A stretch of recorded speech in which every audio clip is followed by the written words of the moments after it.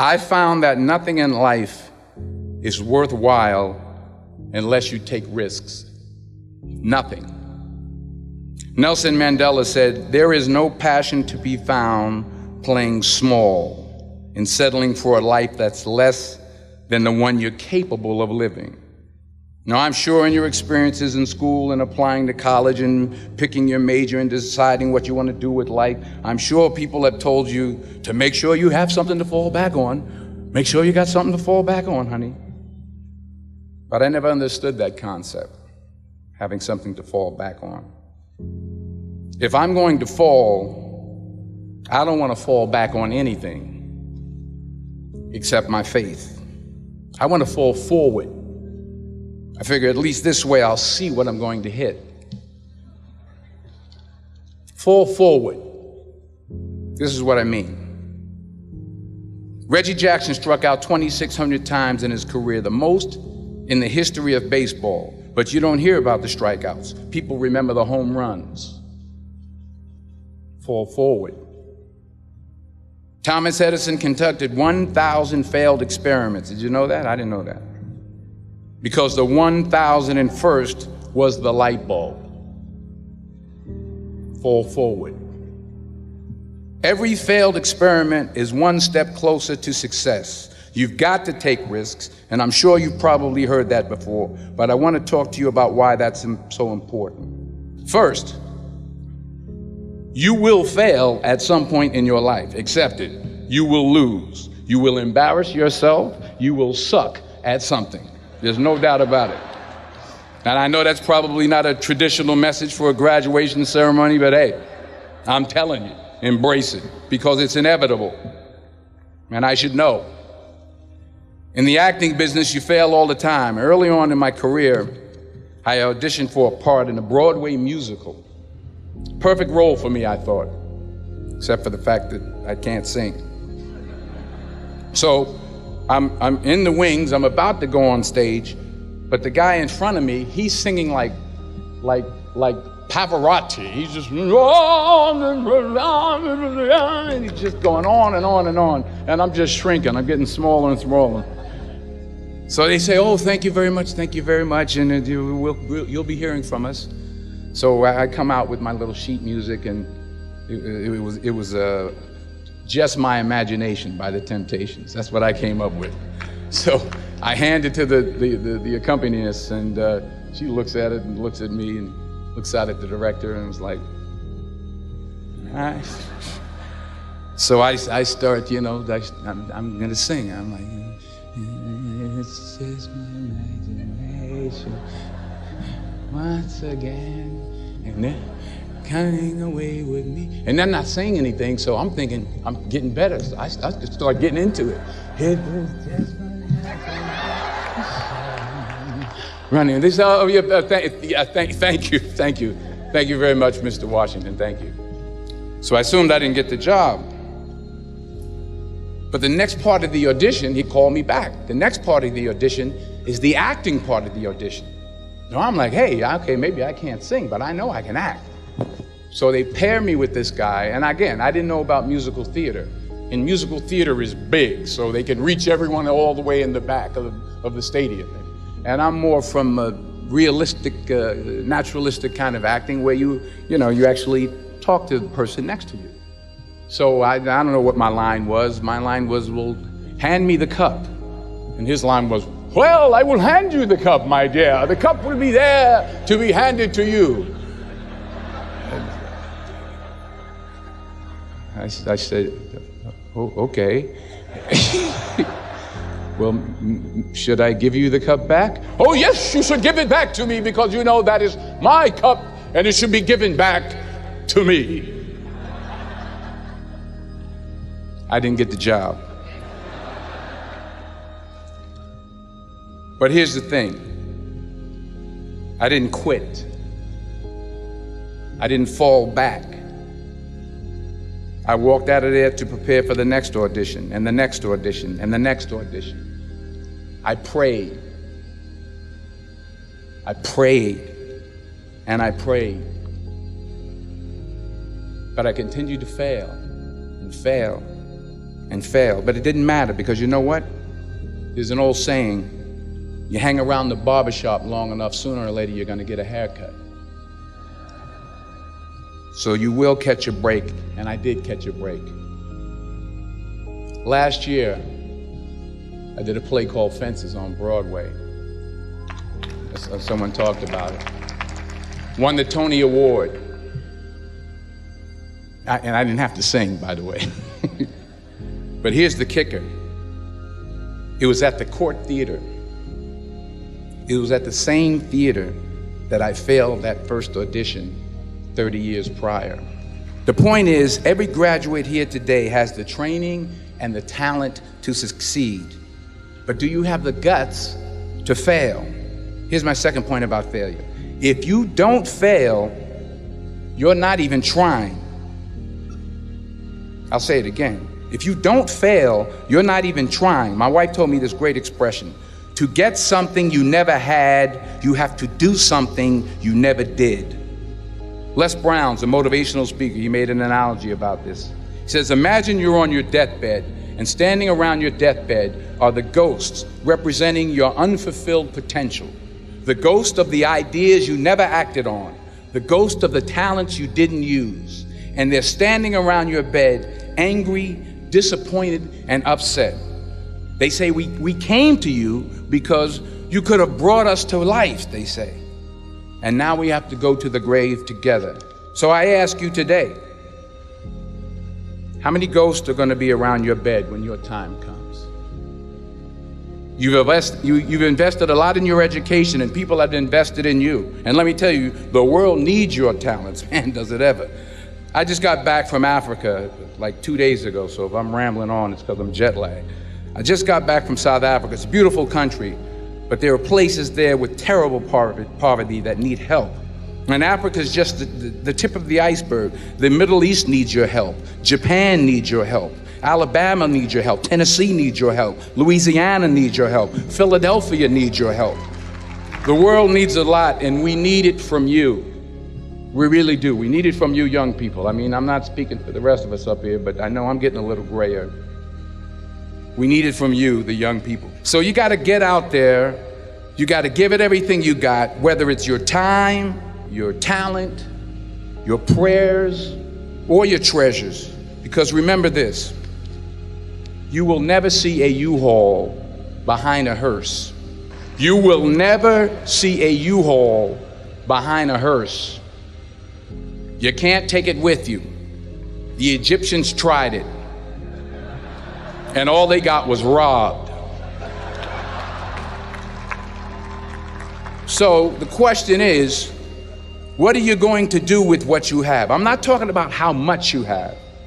Some of you are business majors, some of you are theologians, nurses, sociologists. Some of you have money, some of you have patience, some of you have kindness, some of you have love. Some of you have the gift of long suffering, whatever it is, whatever your gift is.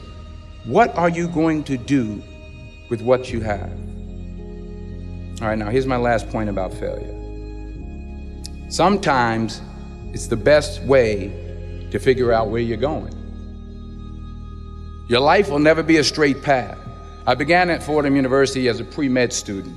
I took a course called cardiac I still can't say it. Cardiac morphogenesis. I couldn't read it, I couldn't say it, I sure couldn't pass it. So then I decided to go into pre-law, then journalism. And with no academic focus, my grades took off in their own direction. Yeah, down. I was a 1.8 GPA one semester, and the university very politely suggested that it might be better to take some time off. I was 20 years old, I was at my lowest point. And then one day, and I remember the exact day, March 27th, 1975, I was helping my mother in her beauty shop. My mother owned a beauty shop up in Mount Vernon. And there was this older woman who was considered one of the elders in the town. And I didn't know her personally, but I was looking in the mirror, and every time I looked at the mirror, I could see her behind me, and she was staring at me. She just kept looking at me. Every time I looked at her, she kept giving me these strange looks. So she finally took the dryer off her head and said She said something I'll never forget. First of all, she said, somebody give me a piece of paper. Give me a piece of paper. She said, young boy, I have a prophecy, a spiritual prophecy. She said, you are going to travel the world and speak to millions of people. Now, mind you, I'm 20 years old, I'm flunked out of school. In fact, like a wise ass, I'm thinking to myself, maybe she's got something in that crystal ball about me getting back into school next fall. But maybe she was on to something, because later that summer, while working as a counselor at the YMCA camp in Connecticut, we put on a talent show for the campers. And after the show, another counselor came up to me and asked, have you ever thought about acting? You're good at that. So when I got back to Fordham that fall, I got in and I changed my major once again for the last time. And in the years that followed, just as that woman prophesied, I have traveled the world and I have spoken to millions of people through my movies. Millions who up till this day couldn't see me, who up till this day I couldn't see while I was talking to them, and they couldn't see me, they could only see the movie. They couldn't see the real me. But I see you today, and I'm encouraged by what I see. And I'm strengthened by what I see. And I love what I see.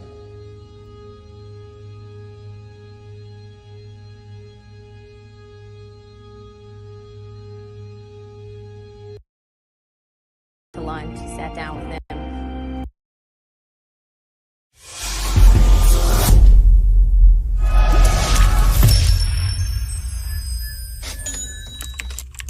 I feel honored to be in these situations that I could use my voice and do the things I do. Yeah, I'm inspired by, life and all sorts of things. You can say something right now and it would inspire me to write a song or something to happen. Most kings just happen to be inspired by Basquiat drawing. The drawing, and you had most young kings get their head cut off on the bottom. And I looked at that and I was like, it's powerful. Just the statement in itself, lends itself for a song. The song starts inspired by Basquiat. My chariot's on fire. Everybody took shots, hit my body up, I'm tired. And then it's just, they build me up to break me down, to build me up again. They're like, Hov, we need you back so we can kill your ass again. It's like this thing, this love, hate thing that the world has with success, period. I walk in every room as myself. I don't walk in any room as anyone else. I'm not cowering, I'm not speaking soft, my voice doesn't change, it sounds exactly the same way. I'm walking as myself and proud, and I speak for us, and that gives me a joy. I'm honored to be in those rooms, and so yes. It's like, don't listen to anyone. Everybody's scared. Everyone tells you how things worked out, but it worked out for you that way. And so don't listen to anyone, because their experience is unique to who they are. Mm-hmm. You know what I mean? And then a lot of people will try to put their fears on you. You can't do that. No, you can't do it. Right. You know what I'm saying? So they just projecting, they're putting things that they don't believe that they can do on you. And you may possibly do it. Like my uncle, he was telling me, my uncle said I never sell 1 million records. I sold 1 million records like 1 million times. So he was, I'm sure I'm his nephew. I don't think he meant any malice. He wanted the best for you, but he just was projecting his fears and things that, are you crazy? How are you gonna do that? How? I'm sure there's things that I do now that he can't believe that I was able to accomplish. But he couldn't even see it at the time. So he was just projecting, putting his fears on me. So the whole thing is just, and always believe you're great, even before anybody else believes it. It's an extension of my family. It's like the things that I do. I tell my family all the time. I tell my grandmother, my mom, they're proud. They're super proud and strong women, and they won't ask me for anything. And I say, man, there are times where I don't want to get my picture taken, and I want to eat, and paparazzi take photos in your face and screaming at you and taking pictures, and you can't take your kid to the park. And I'm like, those are the sort of things that give the reason why I'm okay with it, and why I can cope and live with these things without, much as a complaint. It's the things that it allows me to do, the spaces that it affords me, the rooms I'm allowed to go in as myself. It deals for the most part with success. It deals with people who you started your life off with and what success does to them. People look at you strange saying you changed, like you worked that hard to stay the same, like you're doing all this for a reason. And what happens most of the time, people change. People change around you because they start treating you different because of your success. So you are changing. You don't change who you are, the core of who you are, the things you believe, the things you love, and the things you die for, and your principles. You don't change that, but you're going to change who you are. You're going to change. You know, you can't do the same things that you can't hang on the corner. Some people may not be comfortable with that. And then it deals with the other side of success, how people look at you when you're successful. Media medals, people sue you, settle. Every step you take, they remind you again. So no matter how far you are, you still have that stigma on you of where you come from when you walk inside the door. Even if you have a tuxedo on, it's like, oh yeah, that's the guy who used to be this and did that. Most kings get their head cut off, right? I mean, in war, battle, and in life. At the end of the day, you've achieved everything you want. You've made it to the top of the throne, and at the end of the day, you just get your head cut off. Do things that are true to you. You know, most things that I'm involved with are an extension of being creative. You know, Rockaway's clothing company. You know, it's part of who you are, and hip hop is your attitude and what you're trying to express, how you dress. You know, I loved sports growing up. I grew up in a household where sports was on 24/7. So these are all things that are, you know, are comfortable for me. You know, these are things that I like. So I would just say get involved in things that you love, and also have a standard for yourself and have some sort of integrity and try to, you know, find some sort of truth in what you're doing. What did you learn on the street? Because you talk about being 13 and selling crack. Did that teach you something of how to be a successful businessman, or how we all are all common? all the things that you apply in business. You know, they say that he has great instincts. You know, but well, on the streets, having great instincts can be the difference between life and death, not just losing the deal. Or incarceration. You know, or incarceration.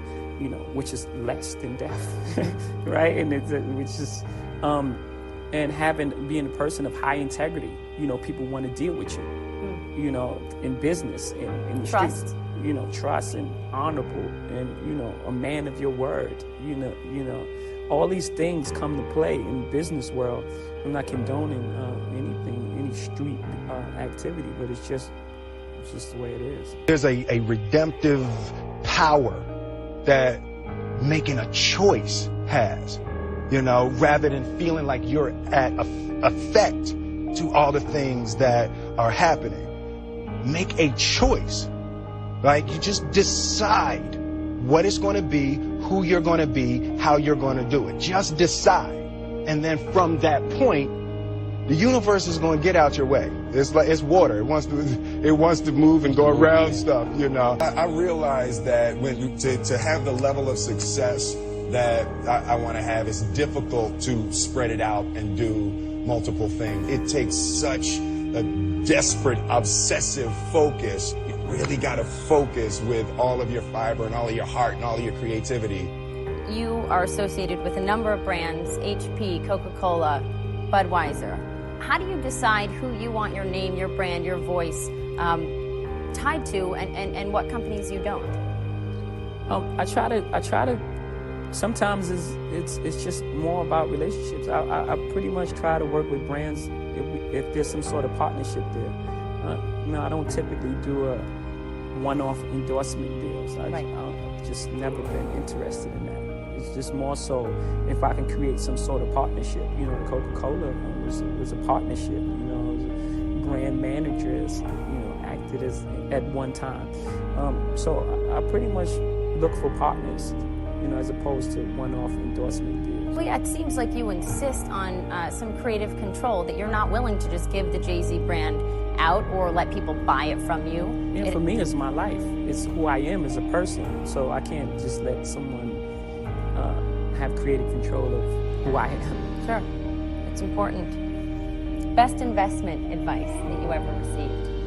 What was it? Do you remember? Whether it was in the market or just investing in life and in business? Yeah, I think just doing things that you believe in. you know, things that you understand. I think that's the best investment. I heard Warren Buffett say that just the other day.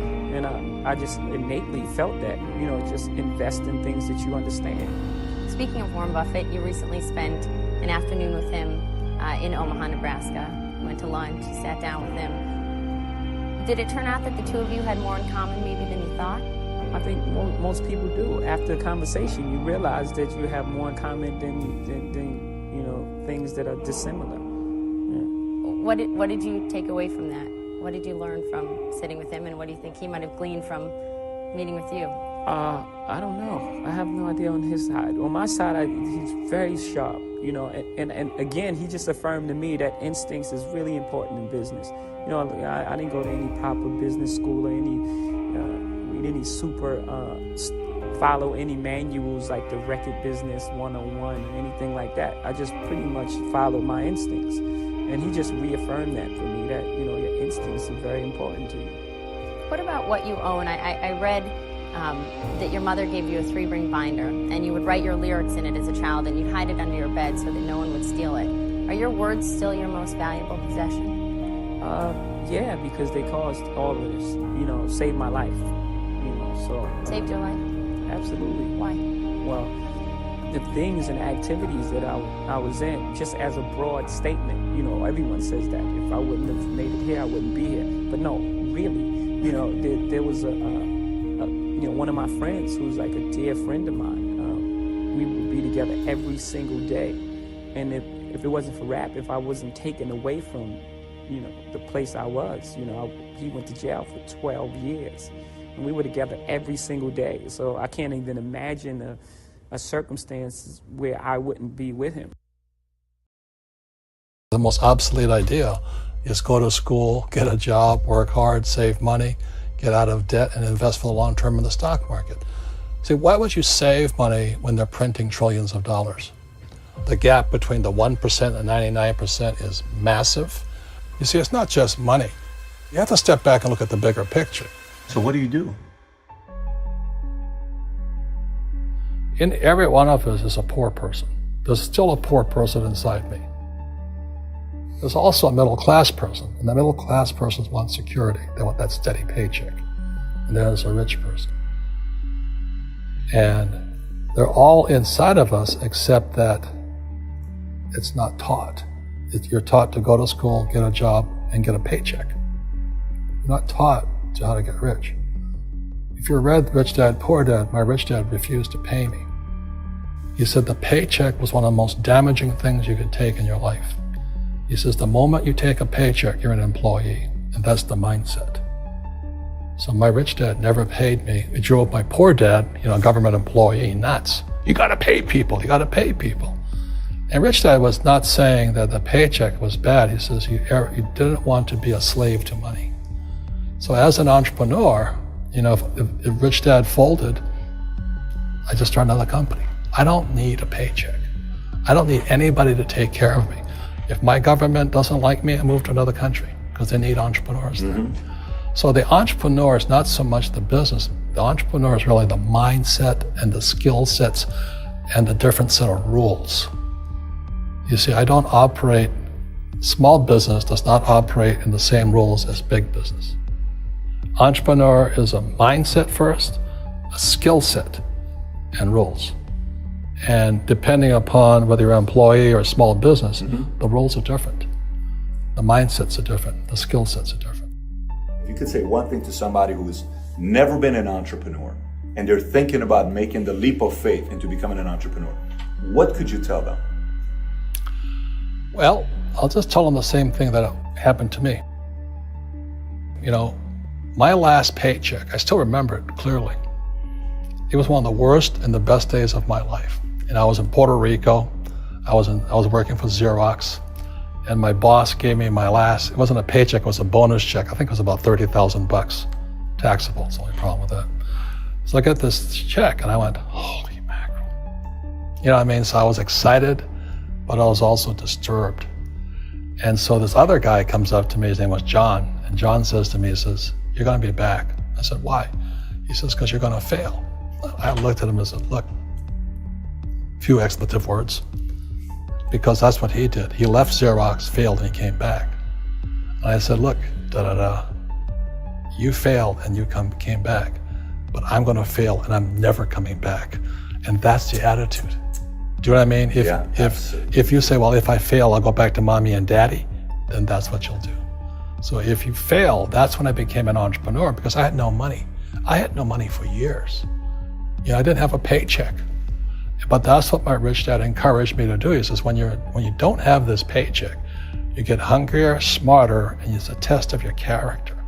Will you become a crook? Will you become dishonest? Will you cheat and steal? Or will you become a better human being? So really, that's the benefit of becoming an entrepreneur, is you really find out who you are when you don't have anything.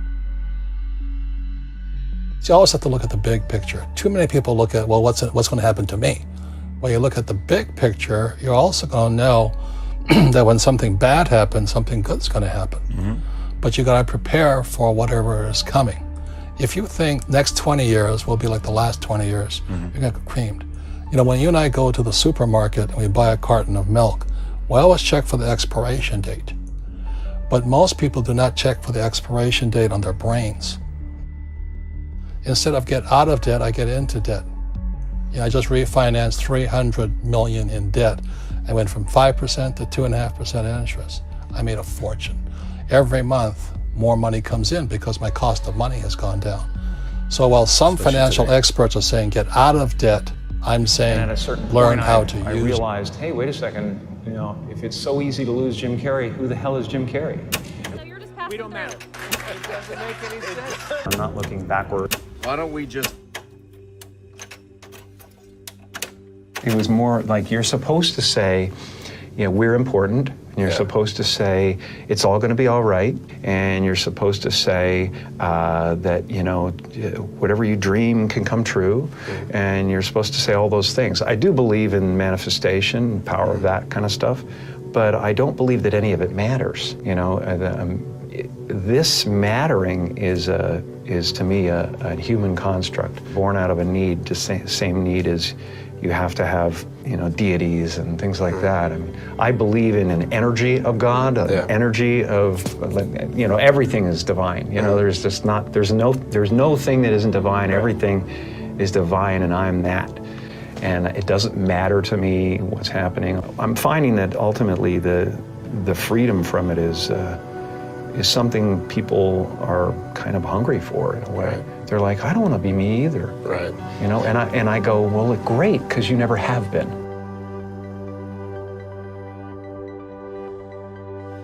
I believe that I had to become a famous, you know, idea and get all the stuff that people dream about and accomplish a bunch of things you know what that this means, don't you? You know, that look like success in order to give up my attachment to those things.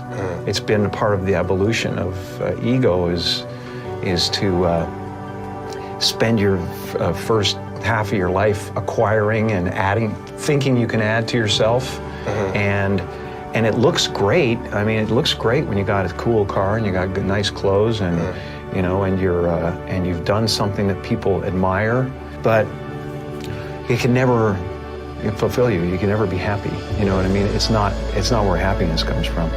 And you know, I dealt with depression, you know, a few years ago, and people still think, well, he's going through, you can tell he's depressed. It's not. I have no depression in my life whatsoever. Literally none. I have sadness and joy and elation and satisfaction and gratitude beyond belief, but all of it is weather. And it just spins around the planet, you know? It doesn't sit on me long enough to kill me. The happy place is realizing that you're everything, you know, and that there's no real you involved in the first place. You know, it's a weird little semantic jump that you make where it sounds like, well, that's totally fucking threatening, man. I can't not be me. I built this construct, and it's just ideas. Right. They're just ideas. You know, the only thing that separates you from an African American or an African Canadian is an idea. You know, and the weather, the adaptation to the climate, and whatever it is, I don't believe in any of it. And so the feeling of wholeness is a different feeling than meanness. They're all characters that I played, including Jim Carrey, including Joel Barish, including any of those things. They're all characters. You know, Jim Carrey was a less intentional character, right? Because I thought I was just building something that people would like, but it was a character, you know. So it's, you know, I played the guy that was free from concern, so that people who watched me would be free from concern. You know, and then at a certain point you go like, okay, well, that's great, but you know, it's like the one thing, like people talk about depression all the time. The difference between depression and sadness is just, you know, from happenstance, whatever happened or didn't happen for you, or you know, grief or whatever it is. And depression is your body saying, fuck you, I don't want to be this character anymore. I don't want to hold up this avatar that you've created in the world. It's too much for me, right? You know? And you should think of the word of depressed as deep rest. Deep rest. Your body needs to be depressed. It needs deep rest from the character that you've been trying to play, you know? The great and powerful Oz. I'm the great and powerful Oz. How dare you come near me? You know, kind of thing. And you're just the sweaty guy behind the curtain going, it's an amazing metaphor, you know, in that movie. Brethren, what up with the liar? You know what I'm going to do about this? Let's imagine for a few moments what our life would be like if we could access, let's say, 20% of our brain's capacity.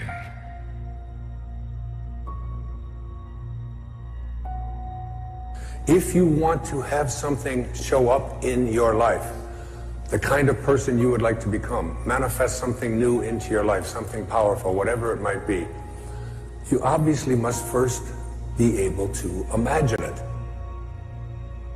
Your imagination is able to do all that you ask in proportion to the degree of your attention.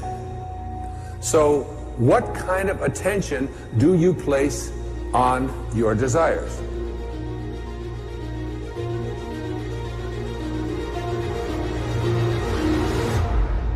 Einstein's most famous quote, one of his most famous observations, he said, imagination is more important than knowledge. Knowledge is limited. Imagination encircles the world. Logic will get you from A to B, but imagination will take you everywhere. Make your future dream a present fact by assuming the feeling of the wish fulfilled. That which you feel yourself to be, you are. And you are given that which you are. So assume the feeling that would be yours were you already in possession of your wish. And your wish must be realized. So live in the feeling of being the one you want to be, and that you shall be. If this assumption about what you would like to become is persisted in until it becomes your dominant feeling, the attainment of your ideal is absolutely inevitable. You must first assume the feeling of a wish fulfilled in all aspects of your life. Don't allow anybody else's opinions. Don't allow what it says on the internet. Don't allow the research. Don't allow what anybody out there tells you is possible or not possible for you. If you advance confidently in the direction of your own dreams and endeavor to live the life which you have imagined, you will meet with a success unexpected in common hours. It will chase after you if you can place into your imagination what it is that you would like to attract and begin to feel it. Start retraining your subconscious mind. And your subconscious mind it responds to what it is that you suggest to it. Your subconscious mind rules your life.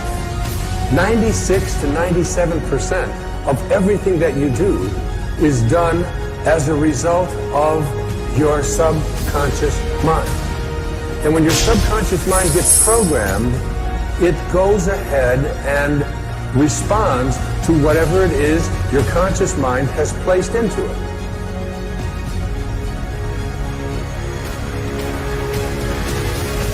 You are the creator. This is the mystery. This is the great secret known by the seers and prophets and mystics throughout the ages. This is the truth that you can never know intellectually.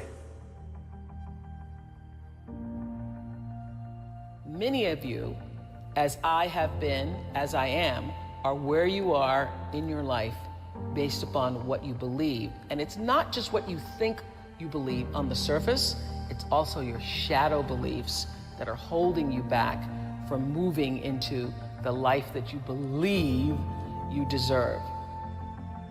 What I know is if you're not looking at the shadows, if you're not looking at what is subconsciously running through the tape in your mind, telling yourself you're not good enough, you're not worthy enough, you're not smart enough, you're not enough, which is a tape that's playing for a lot of people.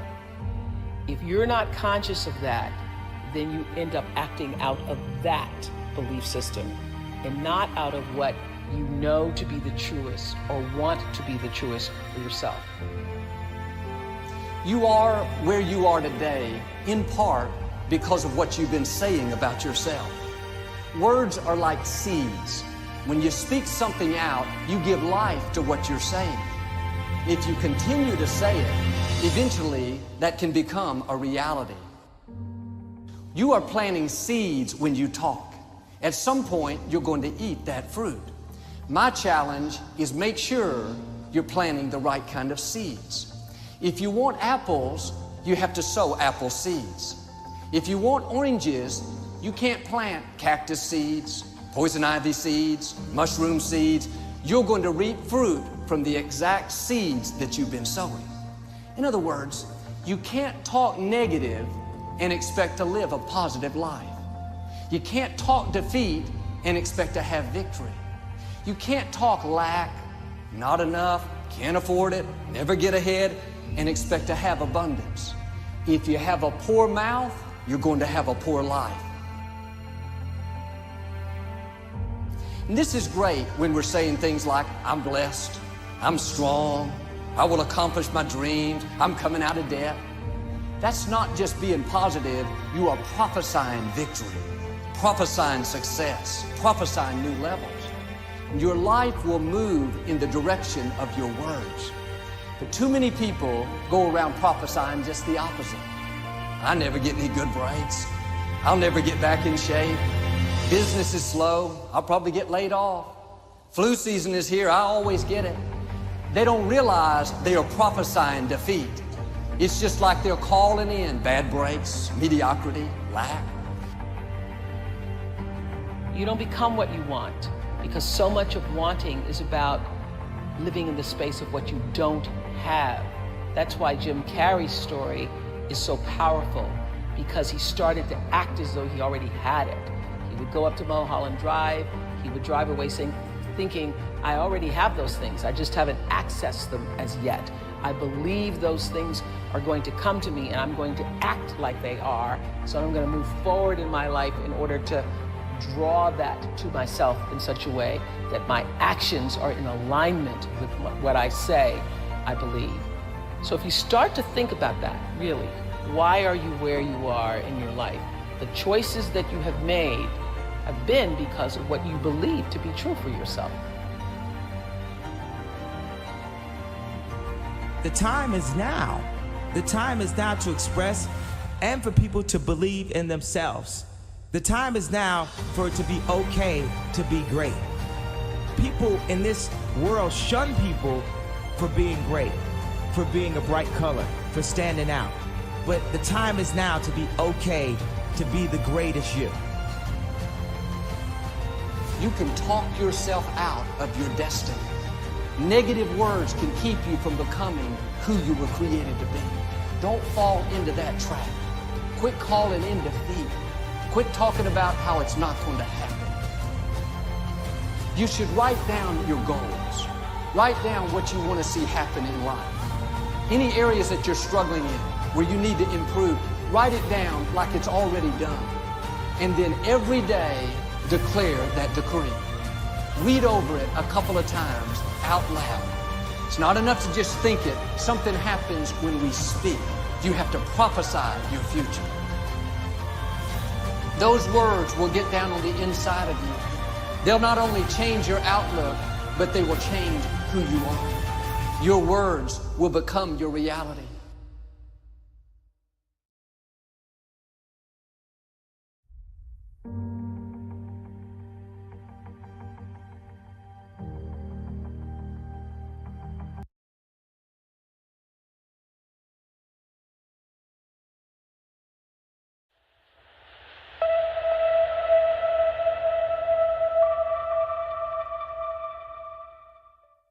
My hero. That's who I chase. Now, when I was 15 years old, I had a very important person in my life come to me and say, who's your hero? And I said, I don't know, I got to think about that. Give me a couple of weeks. I come back 2 weeks later. This person comes up and says, who's your hero? I said, I thought about it. You know who it is? I said, it's me in 10 years. So I turned 25 10 years later. That same person comes to me and goes, so are you a hero? And I was like, not even close. No. She said, why? I said, because my hero is me at 35. So you see, every day, every week, every month, and every year of my life, my hero's always 10 years away. I'm never going to be my hero.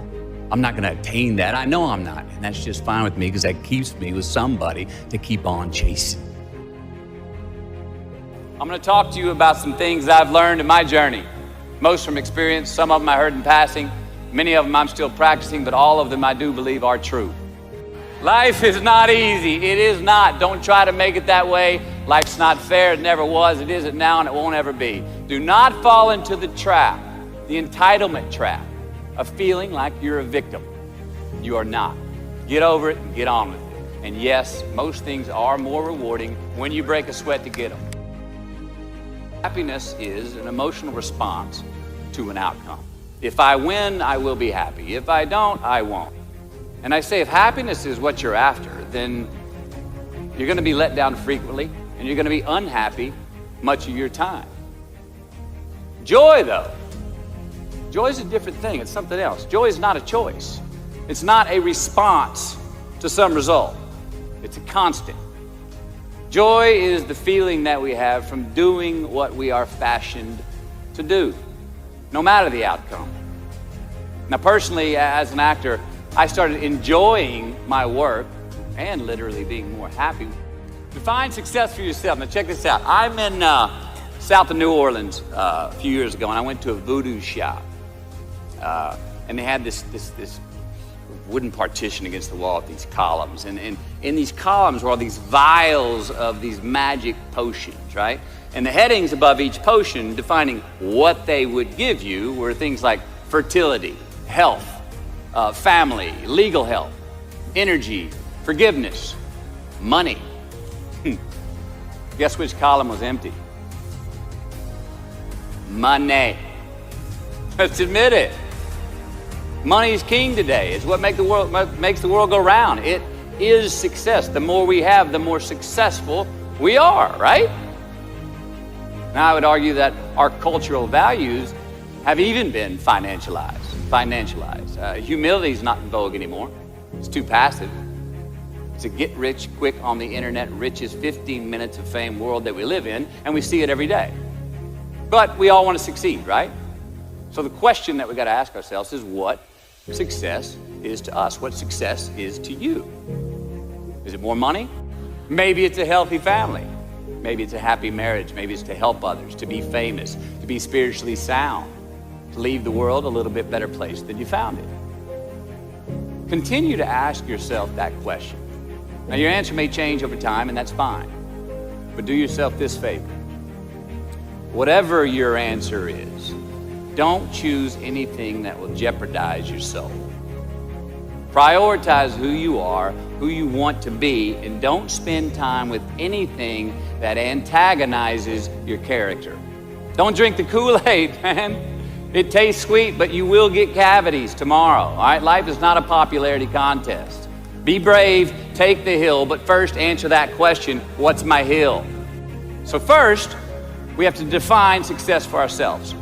And then we have to put in the work to maintain it. Take that daily tally. Tend our garden. Keep the things that are important to us in good shape. Where you are not is as important as where you are. Defining ourselves by what we are not is the first step that leads us to really knowing who we are. You know that group of friends that you hang out with that they really might not bring out the best in you? You know, they gossip too much, or they're kind of shady. They really aren't going to be there for you in a pinch. Or how about that bar that we keep going to that we always seem to have the worst hangover from? Or that computer screen, right? That computer screen that keeps giving us an excuse not to get out of the house and engage with the world and get some real human interaction. Or how about that food that we keep eating? The stuff that tastes so good going down, it makes us feel like crap the next week. We feel lethargic and we keep putting on weight. Well, those people, those places, those things, stop giving them your time and energy. Just don't go there. I mean, put them down. And when you do this, when you do put them down, when you quit going there, when you quit giving them your time, you inadvertently find yourself spending more time and in more places that are healthy for you, that bring you more joy. Why? Because you just eliminated the who's, the where's, the what's, and the when's that were keeping you from your identity. Like, trust me, too many options, I promise you, too many options will make a tyrant of us all. All right, so get rid of the excess, the wasted time. Decrease your options. And if you do this, you will have accidentally, almost innocently, put in front of you what is important to you by process of elimination. Knowing who we are is hard. It's hard. So give yourself a break. Eliminate who you are not first, and you're going to find yourself where you need to be. Don't leave crumbs. And the beauty of delayed gratification. So what are crumbs? Well, the crumbs I'm talking about are the choices that we make that make us have to look over our shoulder in the future. You didn't pay that guy back the money that you owed him, and tonight you just saw him 3 rows behind you. Shit. You slept around on your spouse and you just found out that tomorrow she and the lady you're having an affair with are going to be at the same PTA meeting. Shit again. You drank too much last night. You're too hungover to drive your son to his 8 a.m. Saturday morning baseball practice. These are the crumbs. They come in the form of regret, guilt, and remorse. You leave crumbs today, they will cause you more stress tomorrow. And they disallow you from creating a customized future in which you do not have to look over your shoulder. So let's flip the script. Instead of creating outcomes that take from us, let's create more outcomes that pay us back, fill us up, keep your fire lit, turn you on for the most amount of time in your future. These are the choices I'm talking about. And this is the beauty of delayed gratification. All right, tee yourself up. Do yourself a favor. Make the choices, the purchases today that pay you back tomorrow. Residuals. In my business, we call it mailbox money. If I do my job well today, and that movie keeps rerunning on TV, 5 years from now, I'm getting checks in the mailbox. It's a heck of a deal. So whether it's prepping the coffee maker the night before, so all you got to do is press the button in the morning, or getting ready for the job interview early so you don't have to cram the night before, or choosing not to hook up with that married woman because you know you're going to feel horrible about it tomorrow, and her husband carries a gun, or paying your debts on time so that when you do see that guy 3 rows back tonight, you don't have to hunker down in your seat hoping that he don't see you. Get some ROI. You know what that is? Return on investment. Your investment. You. Customize your future. Don't leave crumbs. Make voluntary obligations. All right, mom and dad. Since we were young, they teach us things as children. Teachers, mentors, the government, and and laws, they all give us guidelines for which to navigate this life. Rules to abide by in the name of accountability. I'm not talking about those obligations. I'm talking about the ones that we make with ourselves, with our God, with our own consciousness. I'm talking about the you versus you obligations. We have to have them. Now again, these are not societal laws, expectations that we acknowledge and endow for anyone other than ourselves. These are faith-based obligations that we make on our own. These are not the lowered insurance rates for a good driving record. You will not be fined or put in jail if you do not gratify these obligations I speak of. No one else governs these but you. They are your secrets with yourself, your own private counsel, personal protocols. And while nobody throws you a party when you abide by them, no one's going to arrest you when you break them either, except yourself. Or some cops who got a disturbing the peace call at 2:30 in the morning because you were playing bongos in your birthday suit. That was me. An honest man's pillow is his peace of mind. And when you lay down on that pillow at night, no matter who's in your bed, we all sleep alone. These are your personal Jiminy Crickets. And there are not enough cops in the entire world to police them. It's on you. It's on you. A roof is a man-made thing. This may cut a little close to the bone since the geography, but I think we all were there and we'll all remember where we were. But in January the 3rd, 1993, it was the NFL playoffs, and your Houston Oilers were playing the Buffalo Bills. The Oilers were up 28-3 at halftime, 35-3 early in the third. Frank Reich and the Bills come back to win 41-38 in overtime for one of the greatest comebacks in NFL history. Yeah, the Bills won, but they didn't really beat the Oilers. The Oilers lost that game. They beat themselves. Y'all remember that? Why? Why'd they beat themselves? Or how? Was it because at halftime they put a ceiling, a roof, a limit on their belief in themselves, aka the prevent defense? Or maybe they started thinking about the next opponent in the playoffs at halftime. I mean, they were up. Then they came out and played on their heels, lost the mental edge the entire second half, and voila, they lost. In a mere 2 quarters, defensive coordinator Jim Eddy went from being called the defensive coordinator of the year and the man first in line to be a head coach next year to a man without a job in the NFL. You ever choked? Nobody has ever choked? I have. You know what I'm talking about, fumbling at the goal line, stuck your foot in your mouth once you got to the microphone, had a brain freeze on the exam that you were totally prepared for, forgot the punchline to a joke in front of 4,000 graduating students at the University of Houston commencement. Or maybe you've had that feeling of, oh my God, life just cannot get any better than this moment. And ask yourself, do I deserve this? Now what happens when we get that feeling? We tense up. We have this sort of outer body experience where we are literally seeing ourselves in the third person. And we realize that the moment just got bigger than us. You ever felt that way? I have. And it's because we have created a fictitious ceiling, a roof, to our expectations of ourselves. A limit where we think it's all too good to be true. But it's not. And it's not our right to say or believe it is. We shouldn't create these restrictions on ourselves. A blue ribbon, a statue, a score, a great idea, the love of our life, a euphoric bliss. Who are we to think that we don't deserve or haven't earned these gifts when we get them?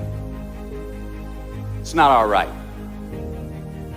But if we stay in process, all right, within ourselves, in the joy of the doing, we will never choke at the finish line. Why? Because we aren't thinking of the finish line. Because we're not looking at the clock. We're not watching ourselves on the Jumbotron performing the very act that we're in the middle of. No, we're in process. The approach is the destination, and we are never finished. Bo Jackson, what did he do? He used to run over the goal line, through the end zone, and up the tunnel. The greatest snipers and marksmen in the world, they don't aim at the target.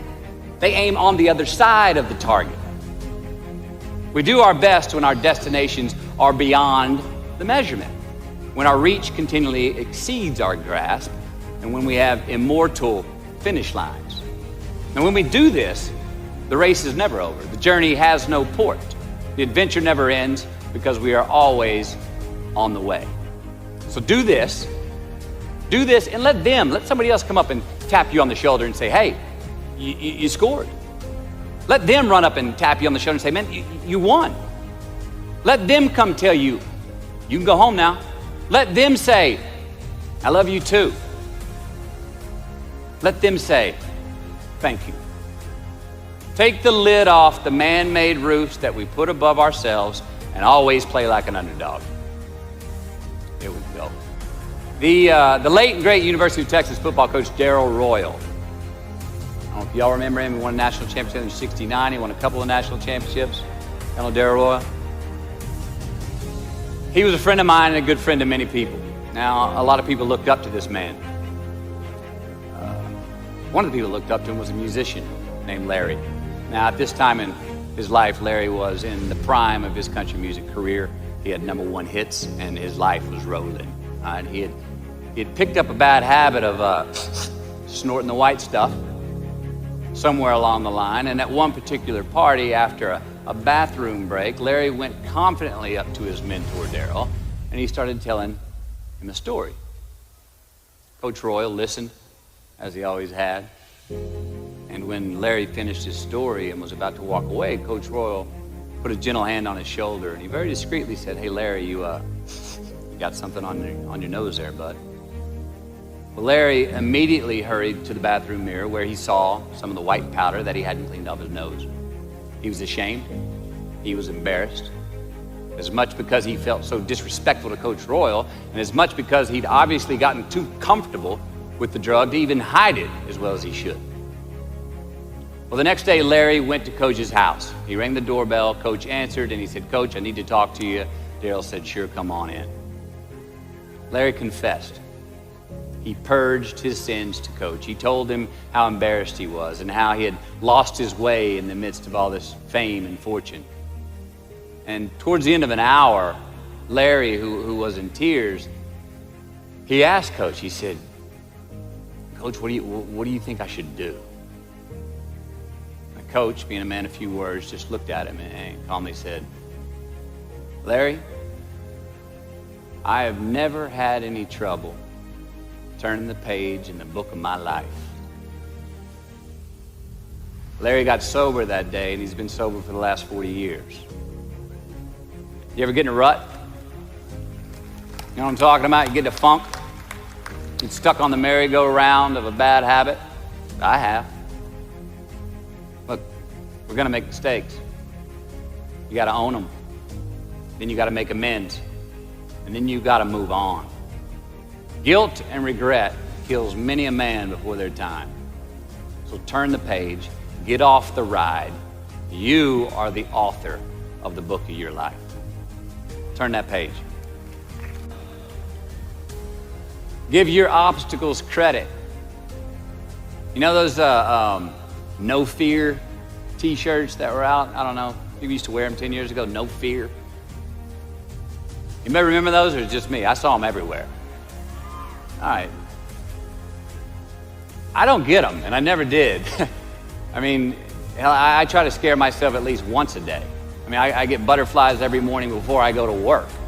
I was nervous before I got here to speak tonight. I think fear is a good thing. Now, why? Because it increases our need to overcome that fear. All right, so say your obstacle is fear of rejection. All right, you want to ask her out, or you want to ask him out, but you fear that he or she may say no. All right, you want to ask your boss for that promotion, but you're scared he's going to think you're overstepping your bounds. Well, instead of denying those fears, declare them. Say the fear out loud. Admit it. Give them the credit they deserve. Don't get all macho and act like they're no big deal. And don't get paralyzed by denying that they exist and therefore abandoning your need to overcome them. I mean, I'd even subscribe to the belief that we're all destined to have to do the thing that we fear the most anyway, at some point.